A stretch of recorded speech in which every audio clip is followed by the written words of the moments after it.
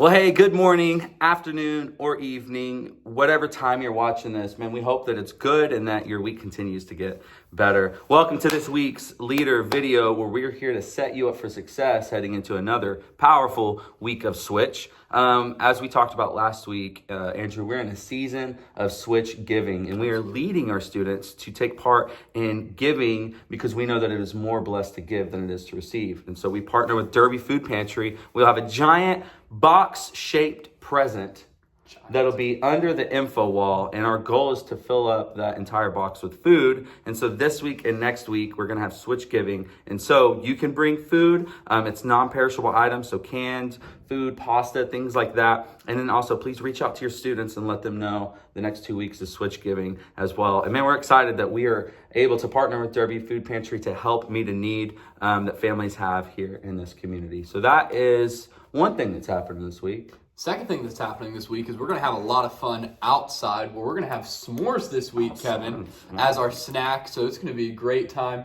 If we could just have some eyes out there to see, we've got fire out there, and so just eyes to see for safety, help making the s'mores so that our students don't end up skewering each other with the sticks, we don't want that. Burning themselves on the s'mores. So we can just make it the best experience as possible, because everybody loves a good s'more. Everybody loves a good s'more. And so we got Switch giving, s'mores, and then also we are still in the message series. Don't worry, you guys, last week small groups were just amazing. The way that this message series is really just setting up deep and meaningful conversations is just so powerful. And so how do we capitalize on that? Just a few things just to help your small groups just have deep, meaningful conversations.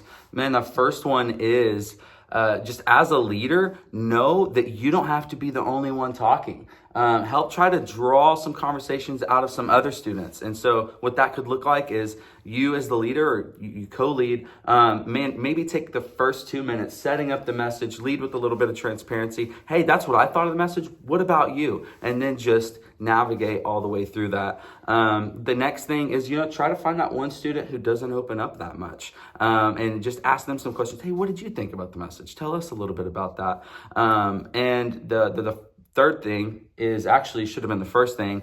Before you head into small groups, man, set the expectation and the foundation of what is this time for. It's not a time to be a distraction. It's a time to listen. It's a time to talk about the message and talk about what God is doing in our lives. So set up every single week what that time is for, and it's going to help you reinforce anytime you have to redirect the conversation or lead students to talk about the message. And then lastly, follow up. Man, let's follow up with those students.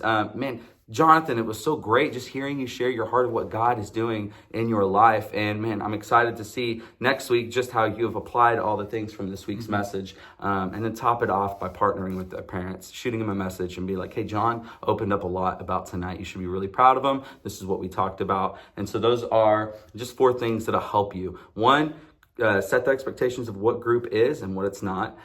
2, don't feel like you have to be the only one talking. If you are the only one talking in the small group, you might not be leading as strong as you can. And so let the students lead. Let the students talk.